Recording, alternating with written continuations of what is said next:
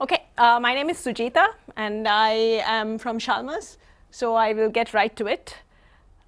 So basically the objective of what we proposed was to try to understand the interactions and the feedback impacts of prosumers investing in solar PV and then moreover going on and investing in battery storage systems and how that impacts small scale DSOs, larger energy companies or electricity grid companies, and also retailers and other market players.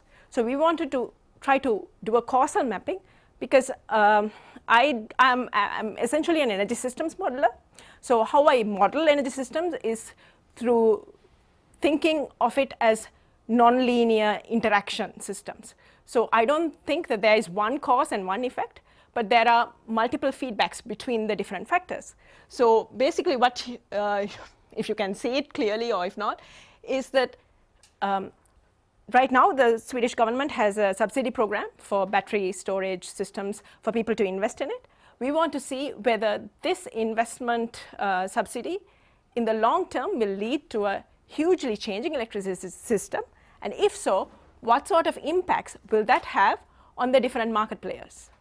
And in turn, the impact that is there from the different market players onto the prosumers in the longer term as well. So this is basically what we wanted to look at. We do a lot of system dynamics modeling, and for that we need data, either qualitative or quantitative. We also try to change qualitative data into fuzzy quantitative data to try to kind of see whether it can fit into our models. And the sort of questions that we hope to answer is how drastically will the future electricity system change because of the proliferation of prosumers in the Swedish local and regional net. We are not currently looking at the national scale. We mostly focus on Skåne and some other local regions in Sweden. So this is basically what we have been doing. And please feel free to talk to me if you want to talk. I'm happy to talk to anybody.